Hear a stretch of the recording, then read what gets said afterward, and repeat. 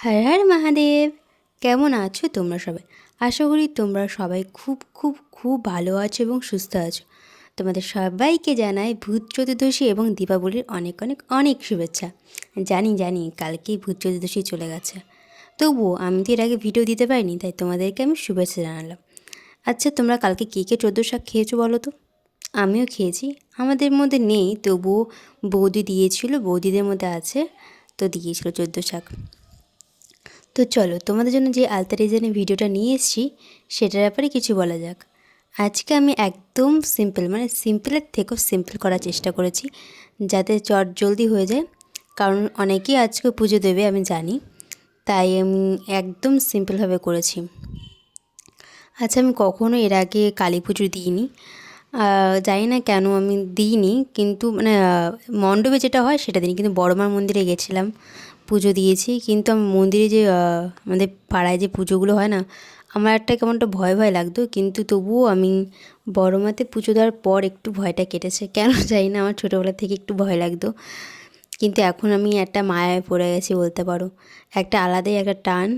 আমি বারবার করে চেষ্টা করি যে বড়মায় যাব, কিন্তু যাওয়া হয়ে ওঠে না, কিন্তু আবার যাবো ভাবছি কাল পরশু। আচ্ছা, তোমরা কে কে যাচ্ছ বলো তো ঘুরতে আজকে? জানি আজকে পুজো, তবুও কারণ দুদিনই তো থাকবে মা আমাদের সাথে, তাই অনেক জায়গাতে প্যান্ডেল হয়েছে সুন্দর সুন্দর, তাই তোমাদেরকে জিজ্ঞাসা করলাম। বারাসাতেও তো খুব সুন্দর নাকি প্যান্ডেল হয়েছে, ওখানে খুব ভালো ভালো প্যান্ডেল হয়।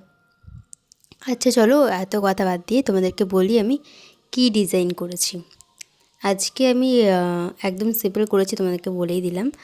আমি যে পায়ের পাতার মাঝখানে যে ডিজাইনটা করেছি তোমরা আশা করি দেখে এতক্ষণ বুঝেই গেছো। একটা জবা ফুল দিয়েছি, আর আঙুলগুলো একটু ভরাট করেছি, সরু একটা দাগ দিয়েছি, তারপরে আর একটা দাগ দিয়ে তারপরে ওই যে পাপড়ির মতো সরু সরু করে দিয়ে দিয়েছি। যদি কোনো ভুল ত্রুটি হয় আমার এই ভিডিওটাতে তোমরা আমাকে বলো, মানে আমাকে বলো যে আমার এই ভুলটা হয়েছে, তাহলে আমি তোমাদের এই ভুলের থেকে কিন্তু শিক্ষা নিতে পারবো।